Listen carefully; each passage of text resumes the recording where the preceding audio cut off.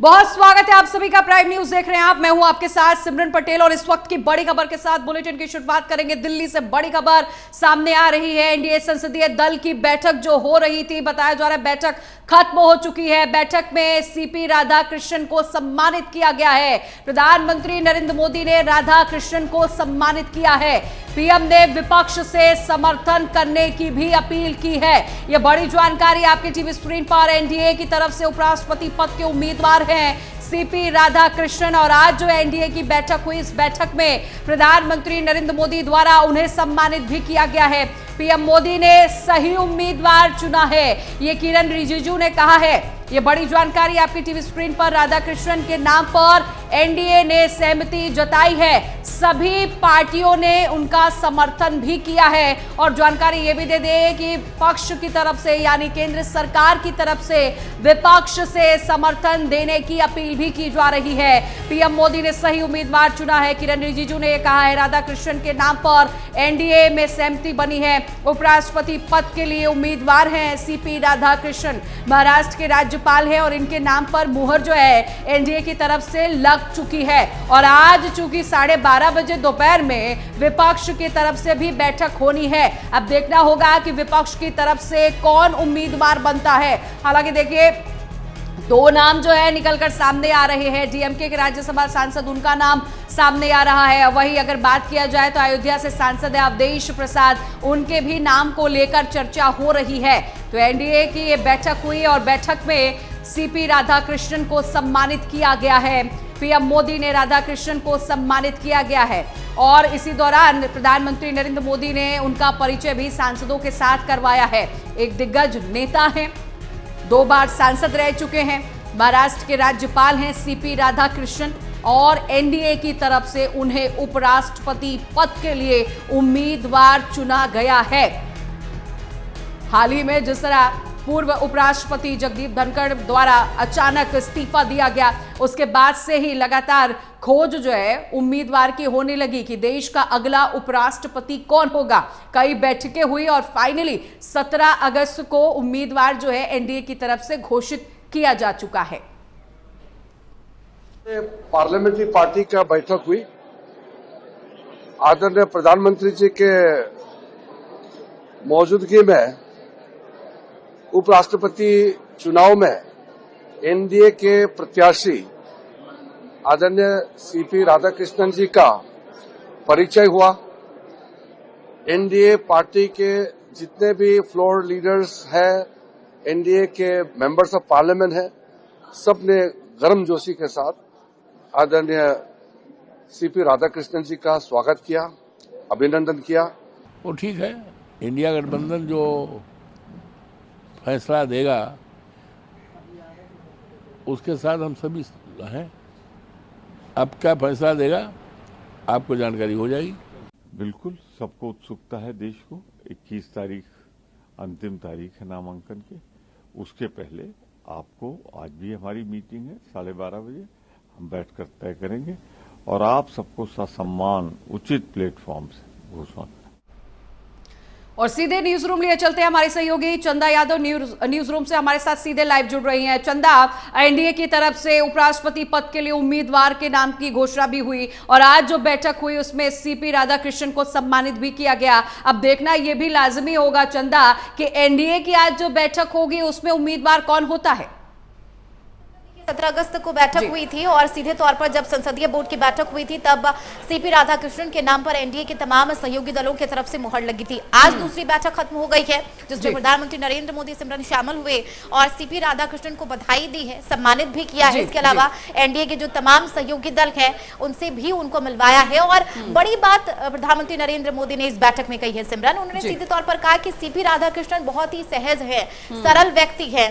और देखिए, इस बार जिस तरीके से भारतीय जनता पार्टी ने या फिर एनडीए की अगर बात की जाए तो उपराष्ट्रपति पद के उम्मीदवार की जब चयन किया जा रहा था तो तमाम पृष्ठभूमि को ध्यान में रखा गया है, विचारों को ध्यान में रखा गया है और ये पूरी कोशिश की गई है कि जब जगदीप धनखड़ का नाम उपराष्ट्रपति पद के लिए आया था, जो गलतियां तब की गई थी वो गलतियां इस बार ना किया जाए, और यही वजह है कि तमाम समीकरणों में सीपी राधाकृष्णन फिट बैठते हैं। इसके अलावा संसदीय कार्य मंत्री किरेन रिजिजू ने भी बकायदा ये जिक्र भी किया है। उन्होंने कहा है कि प्रधानमंत्री नरेंद्र मोदी ने कहा है कि तमाम सहयोगी दल जो हैं वो सीपी राधाकृष्णन के नाम पर सहमति जताए। लेकिन चंदा, इसमें यह भी देखना था, अब बीते दिन भी हमने देखा रक्षा मंत्री राजनाथ सिंह का बयान सामने आया जिसमें साफ तौर पर उन्होंने कहा कि हम विपक्ष से समर्थन करने की उम्मीद करते हैं। और आज जो ये बैठक हुई, प्रधानमंत्री नरेंद्र मोदी ने भी ये कहा कि हम चाहते हैं कि विपक्ष जो है सीपी राधाकृष्णन के नाम पर मुहर लगा दे, यानी समर्थन कर दे। क्या लगता है आपको, विपक्ष क्या वाकई जो दो नामों को लेकर विपक्ष की तरफ से चर्चा हो रही है उन्हीं पर दांव विपक्ष खेलेगा या फिर समर्थन दे देगा?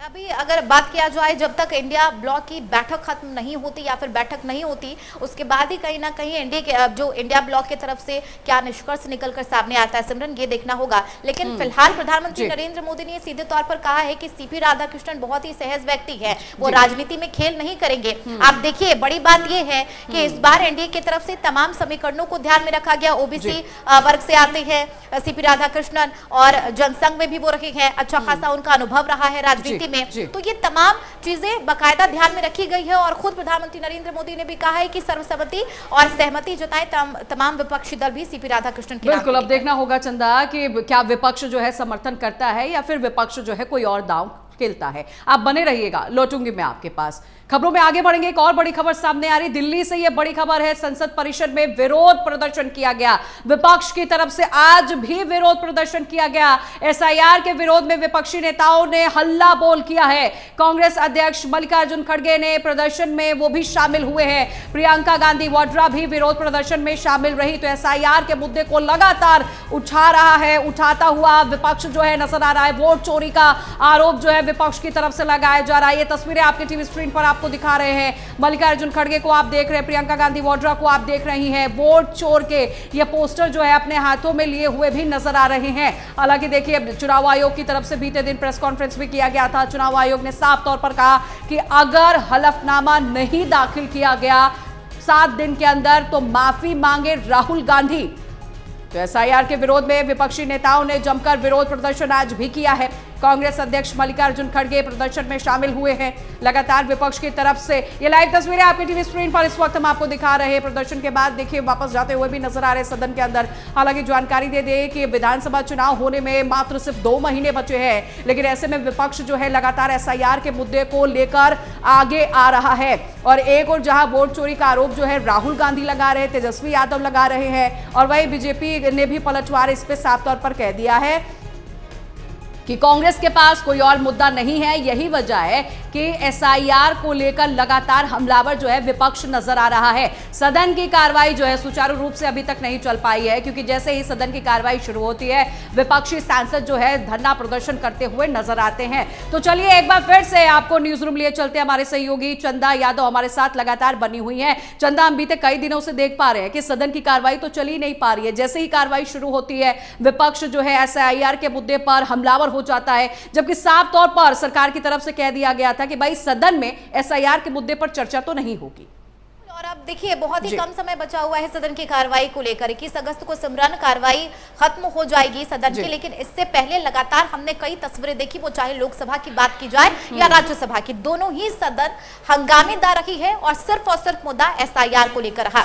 आज भी 11 बजे से पहले सदन परिसर के बाहर ही विपक्षी पार्टियां एकजुट थी, जिसमें मल्लिकार्जुन खड़गे थे, तमाम विपक्षी दल, प्रियंका वाड्रा भी थी, अखिलेश यादव थे, तमाम ऐसे विपक्षी दल के नेता हाथों में पोस्टर लिए वोट चोरी को लेकर लगातार नारेबाजी कर रहे हैं और विरोध प्रदर्शन कर रही है। जब सदन की कार्रवाई की शुरुआत हुई, जब शिवराज सिंह चौहान तमाम बातों का जिक्र कर रहे थे कि मध्य प्रदेश में एग्रीकल्चर का मुद्दा किस तरीके से हो, तब ठीक है चंदा, मैं आपको रोकना चाहूंगी, सुना देते हैं किसने क्या कुछ कहा।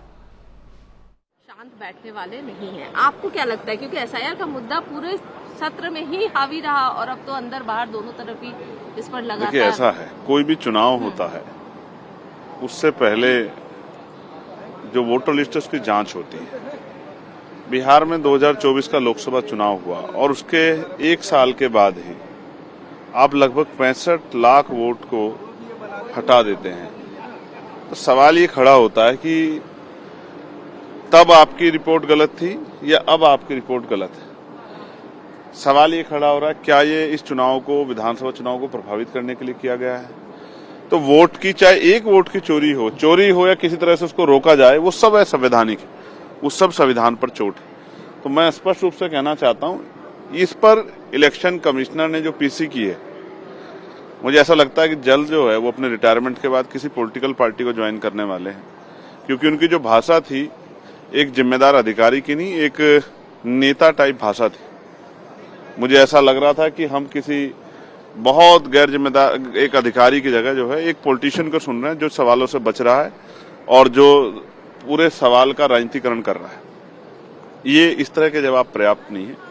सवाल पूछा गया तो आपको जिम्मेदार से जवाब देना चाहिए, और जनता देख रही है, जनता आपको भी देख रही है, जनता विपक्ष को भी देख रही है, जनता सरकार को भी देख रही है, और जनता के मन में भय भी पैदा हो रहा है, शंका पैदा हो रही है। इसका जवाब जो है, जब सुप्रीम कोर्ट से बड़ा कौन है देश में, जब सुप्रीम कोर्ट ने आपसे 65 लाख मतदाताओं का डाटा मांगा, जो आपने डिलीट किए हैं, जो आपने हटाए हैं, तो फिर आप जो है अब देरी क्यों कर रहे हैं, इधर-उधर की बात क्यों कर रहे हैं, क्यों पीसी कर रहे हैं? सुप्रीम कोर्ट का जो ऑर्डर है उसको फॉलो कीजिए और डेटा दीजिए, तो पता।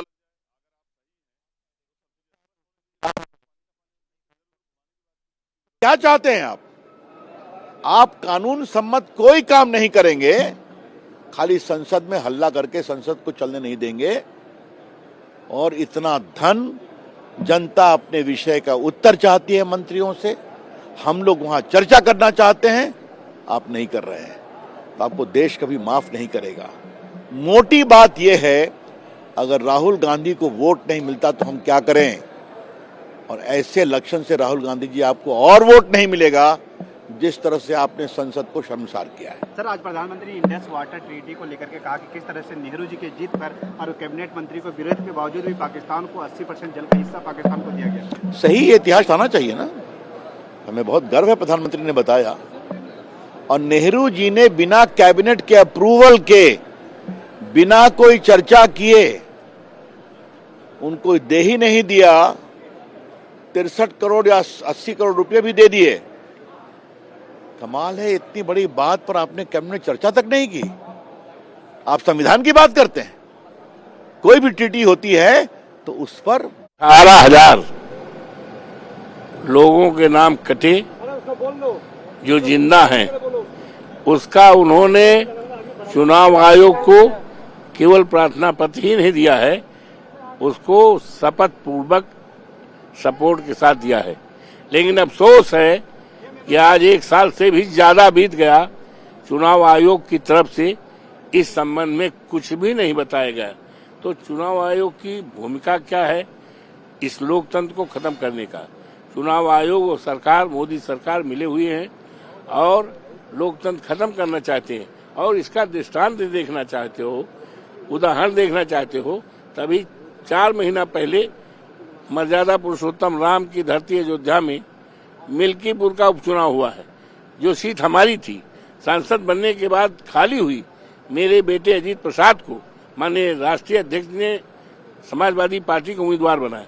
जनता पूरी तरह से डिसाइड कर लिया था कि हमें समाजवादी पार्टी को जिताना है, भारतीय जनता पार्टी की जमानत जब्त कराना है।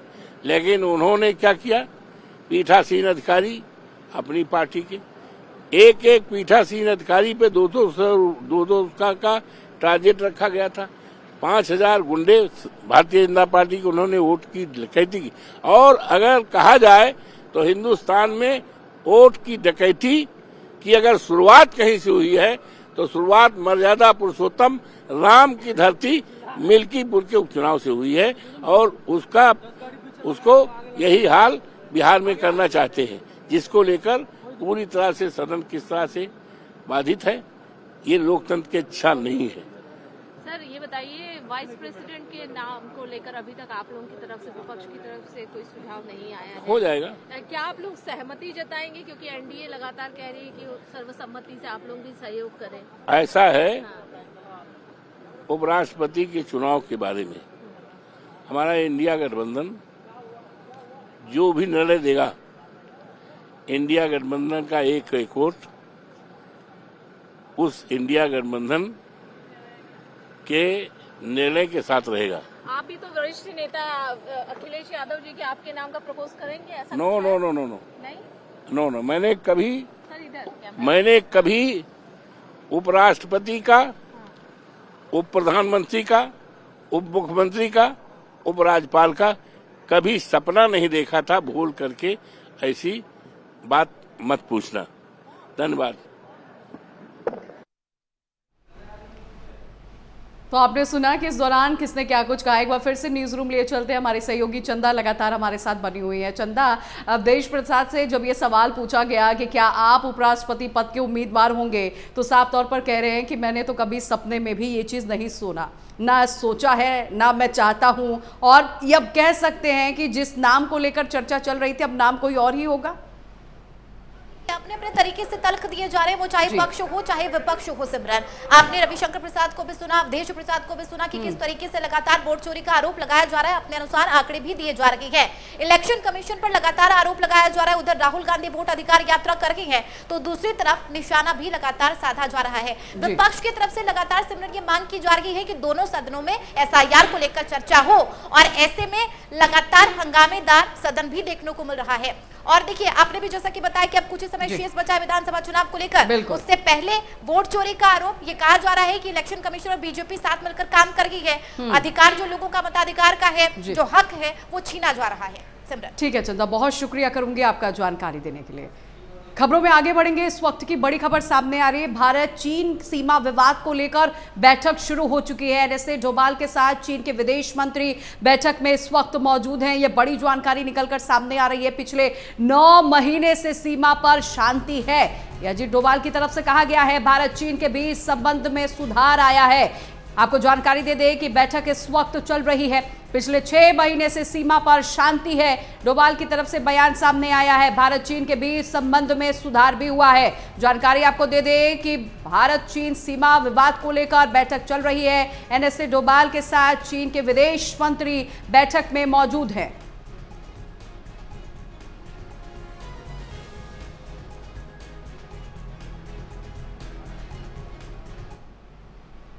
खबरों में आगे बढ़ेंगे। गैरसैंण में मॉनसून सत्र का आज से आगाज हो रहा है। सदन में अनुपूरक बजट जो है पेश किया जाएगा। करीब 5 करोड़ रुपए का अनुपूरक बजट होगा। अल्पसंख्यक शिक्षा विधेयक का भी पेश किया जाएगा। 22 अगस्त तक मॉनसून सत्र चलने वाला है, तो करीब 5 करोड़ रुपए का अनुपूरक बजट होगा। अल्पसंख्यक शिक्षा विधेयक होगा पेश। 22 अगस्त तक मॉनसून सत्र चलने वाला है। लेकिन इस दौरान आपको बता दें कि विपक्ष भी जमीनी मुद्दों को लेकर हमलावर हो सकता है। सदन में आज अनुपूरक बजट जो है पेश किया जाएगा। और ये तो अफिडेविट जो ये मांग रहे हैं, ये तो बिल्कुल फिजूल की बात है। जैसे ही अफिडेविट आएगा वो बोलेंगे कि 45 दिनों के बाद दिया है, तो ये उसको रद्द कर देंगे। तो ये सब सॉरी, लेकिन ये सब बकवास है। सच्चाई उनके सामने है, सबके सामने है। सच्चाई का जवाब दें। ये सब क्यों हुआ? 100 लोग जीरो एड्रेस पे क्यों हैं? इतने सारे लोग इकट्ठे एक एड्रेस में कैसे हैं? ये सब चीज़ें, जितने भी सवाल उठाए हैं राहुल जी ने, उनका जवाब दें। जवाब दे नहीं पा रहे हैं, इसलिए पहले तो नेहरू जी की बात करेंगे, इंदिरा जी की बात करेंगे, अफिडेविट की बात करेंगे, शपथ की बात करेंगे। जो मुद्दे उठाए हैं उनका जवाब दें ना। मैम, वोटर अधिकार यात्रा में जिस तरह से समर्थन मिल रहा है,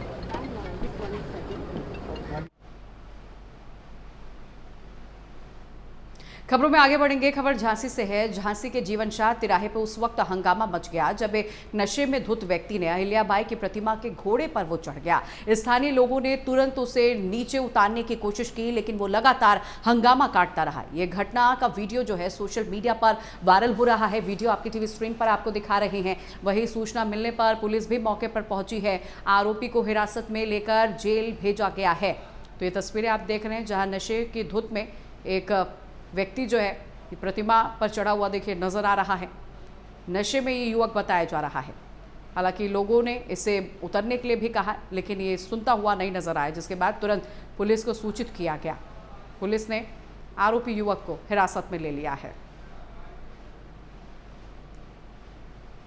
खबरों में आगे बढ़ेंगे। पिछले 3 से 4 दिनों से लगातार बारिश हो रही है, जिससे लोगों का जीवन जो है बुरी तरह से प्रभावित हो रहा है, जिसका असर जो है रेल यातायात पर भी दिखाई दे रहा है। जो तस्वीरें आपके टीवी स्क्रीन पर हम आपको दिखा रहे हैं वो कहीं और की नहीं बल्कि रेलवे स्टेशन के पास बताई जा रही है। फिर यहाँ एक बार बारिश होने की वजह से चारों तरफ देखिए जल भराव की स्थिति जो है देखने को मिल रही है। सड़कों पर पानी लबालब भरा हुआ है, जैसे लोगों को आने जाने में दिक्कतों का भी सामना करना पड़ रहा है। और बात देखिए महाराष्ट्र की जाए तो लगातार महाराष्ट्र में बारिश दर्ज की जा रही है। मौसम विभाग की तरफ से चेताया भी गया है। तो बारिश होने की वजह से यातायात भी बुरी तरह से प्रभावित हो रहा है। लोगों को आने जाने में दिक्कतों का सामना करना पड़ रहा है, क्योंकि चाहे सड़कें हों या गलियां, हर जगह पानी ही पानी नजर आ रहा है। ट्रैफिक जाम की भी समस्या देखनी पड़ रही है। लोग जो है इससे परेशान होते हुए नजर आ रहे हैं। पिछले 3 से 4 दिन से लगातार बारिश हो रही है।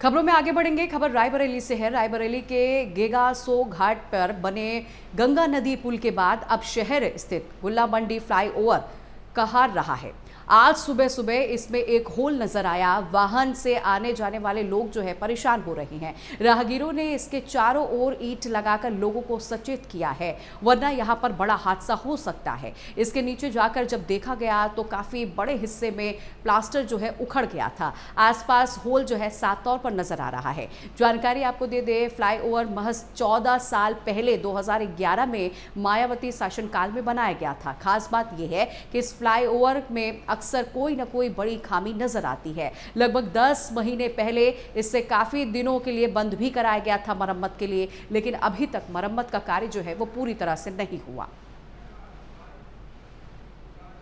और फिलहाल इस बुलेटिन में बस इतना ही। नमस्कार।